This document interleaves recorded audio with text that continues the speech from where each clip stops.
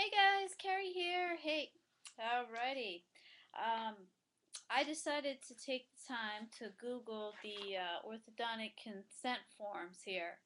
I just wanted to kind of get to the bottom of this so everybody can understand their rights better next time they're told they need orthodontic treatment, which you guys watching probably have already been told that. Okay, to do a fair, unbiased review, I Googled orthodontic consent forms. These are two of the three that come up first. So they are hosted by doctors' offices that I don't know. So I'm just going to read them, pull them apart a little bit, and help you guys understand more about what you're signing to get orthodontic work done. Um, this one is a little bit more on the orthodontist side. This one is a little bit more general, and maybe you should know. Okay, so we're going to start with this one, informed consent. Okay. Right on the front page, it says successful orthodontic treatment is a partnership between the orthodontist and the patient. Okay. Then it also says there are seldom but serious enough to indicate that you should not have treatment due to potential risks. However, patients should seriously consider the option of no orthodontic treatment at all by accepting their overall orthodontic condition. Okay, that's right here. So they're saying that you may want to accept your overall orthodontic condition over pursuing treatment. And I don't think you'll ever read that out loud to you. I'll just give this to you, okay? Now, here's some of the risks you can expect. Okay, I'm going to kind of focus on more toward my problems, but okay. First one is results of treatment, and the results just may not go as planned, okay? So we're kind of washing our hands already. Okay, length of treatment, well, we can't tell you that. You may have growth or other factors involved. Discomfort, expect discomfort. I think we kind of already knew that. Relapse. Relapse is possible. It does not guarantee perfectly straight teeth for the rest of your life. Okay. Extractions. Oh, I like this one here. Some cases will require removal of baby teeth or permanent teeth. There are additional risks with the removal of the teeth you should discuss with your family dentist or oral surgeon prior to procedure. So, I've washed my hands completely clear of this one because you should be discussing the risks that I've proposed to you with another professional. Okay. Oh, and by the way, I'll probably get a referral from the person I sent you to, too, so I'm going to want to do this, okay? Next, orthogagnotic surgery. Well, I probably said that wrong. That really, I guess um, this is for skeletal disharmony. It's not quite as common, but they're once again washing their hands of that. Um, let's see, decalcification. Here it tells you if you don't take care of your teeth, they're going to rot out quicker. Oh, this one I love, root reabsorption. I'm going to read this one. Okay, the roots of some patients' teeth may become shorter, reabsorption, during orthodontic treatment. It is not known exactly what causes root reabsorption, nor is it possible to predict which patients will even experience it. However, many patients have retained teeth throughout their life, even with severely shortened roots. Oh, that makes me feel great that maybe I can keep my teeth even if they're completely loose the rest of my life. Okay. Um, if reabsorption is detected during orthodontic treatment, your orthodontist may recommend a pause in treatment or the removal of the appliances prior to the completion of orthodontic treatment. Nerve damage. Hmm.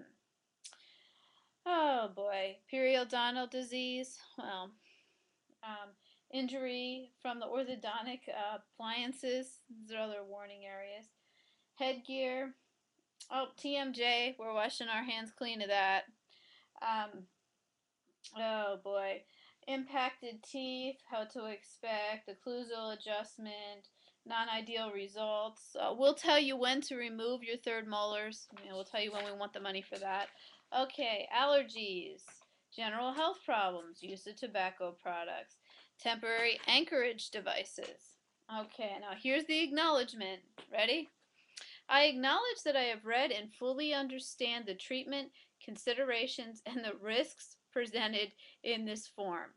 I also understand that there may be other problems that occur less frequently than these proposed, and that actual results may differ from anticipated results.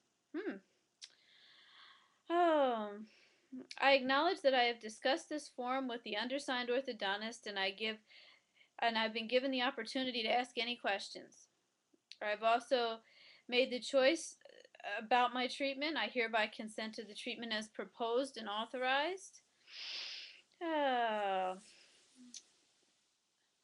I understand my treatment fees may only cover the treatment provided by the orthodontist, and treatment provided by additional dental or medical professionals is not provided with these fees. Okay, so your teeth can fall out.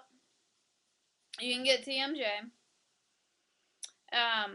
There's not even a word about face deformation on here, but I guess that would be covered in the other unanticipated results that weren't particularly spelled out. Okay, wonderful form. Pretty much you got no legal rights after you sign this baby here. 3 pages. You guys can print it off a Google search. Alright, just to be unbiased, I decided to do another one. Actually, that one was a little bit more patient-friendly than this one, okay? This one here, the benefits of the orthodontic treatment outline here. The risks, okay, now here, they've clumped all the big ones into number 7 because all the other stuff is just so minor. The first one is the risk of length of treatment time. Okay, the next one is pain. The third one is relapse. The next one is the aesthetic concern of having to wear braces. You know, see, that's listed before TMJ and all the lifetime problems you get, okay? Number 5, difficulty in performing oral hygiene. Okay, so you can't brush your teeth as well because of the brackets that... Okay, number 6 is periodontal concern. Number 7 is unpredicted factors as explained below. Root reabsorption, TMJ problems, relapse, you may need surgery, and you may also need to correct deformities. Huh? I didn't have deformities when I went in. Okay. Oh, and then to top it all off, see how they have the risks here in this small little column? Down on the bottom here, they have the consequences of doing nothing. Okay, I'm just going to read number 1 on the consequences of doing nothing. This one says an airway problem. Well, orthodontics gave me an airway problem, so I wonder if I consented to getting an airway problem or if it was a risk if I didn't go forward with the treatment. I don't know, you decide. Okay. Oh boy. All right, next. Several factors will prevent a perfect result. A skeletal problem, a relapse problem, a cooperation problem. Type of malocclusion, severity of malocclusion, unpredictable growth pattern. Okay, well, that unpredictable growth pattern, that will cover any 12-year-old you perform on, because you're going to, especially if you do an extraction procedure, you're going to make their arch smaller and their jaw on different than the jaw joints. It's going to be off, and then they're going to grow till age 24, so that just makes the whole thing null and void to me. Okay, next. Unusual occurrences here that can happen: swallowing appliance, chipped teeth, and dislodged restorations. Well, sounds pretty good to me. I don't know. I understand that this is not a perfect science and that orthodontic results may not last a lifetime. I understand that the practitioner will strive to obtain significant improvement. While perfection is a goal in orthodontics, it's not frequently a reality. Okay, so now, if you look at General Dental Council, that's more on the UK side, but that's okay. This is, they recommend if you're supposed to have extraction orthodontics that you are given other options. I don't really see other options as an issue here. And the unpredictable factors on this one, it says the post-treatment tooth movement, and then it says what's most common is that they can't close an extraction site. Huh. So maybe you're going to need to get a crown or veneer or other type of thing.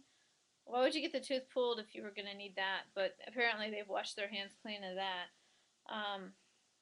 Okay. So once again, you're signing away completely all of your rights. I just wanted to pull one of these apart.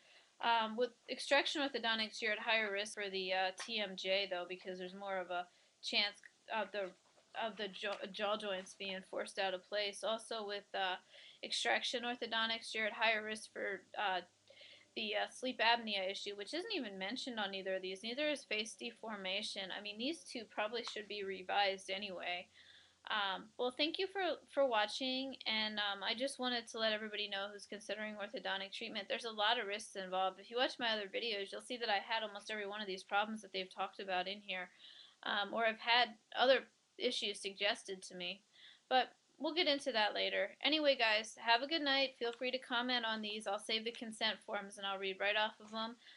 Google orthodontic consent forms and you can pull these right off the internet yourself, and I'm glad to have a conversation about it. Have a wonderful evening. Aloha.